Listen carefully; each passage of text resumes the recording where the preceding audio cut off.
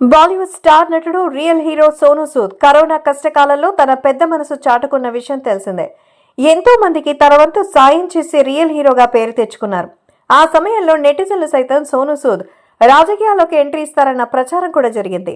ఆ ప్రచారంపై సోనూ సూద్ తాజాగా స్పందించారు.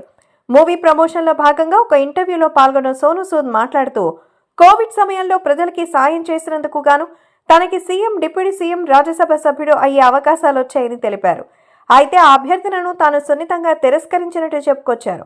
నాకు సీఎం ఆఫర్ వచ్చింది, నేను నిరాకరించడంతో డిప్యూటీ సీఎంని చేస్తానని చెప్పారు. జాతీయ నాయకులు నాకు రాజ్యసభ సీట్ కూడా ఆఫర్ చేశారు. అయితే ఆ ఆఫర్స్ ని నేను తిరస్కరించాను.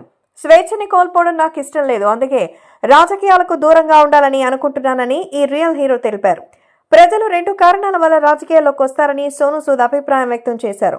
ప్రజలు 2 కారణాల వల్ల రాజకీయాల్లోకి వస్తారు. ఒకటి, డబ్బు సంపాదించడం కోసం లేదా అధికారం కోసం. వాటిలో దేనిపైన నాకు ఆసక్తి లేదు. ప్రజలకి సాయం చేయడం కోసం రాజకీయాల్లోకి రావాలనుకుంటే అది నేను ఇప్పటికే చేస్తున్నానని పేర్కొన్నారు.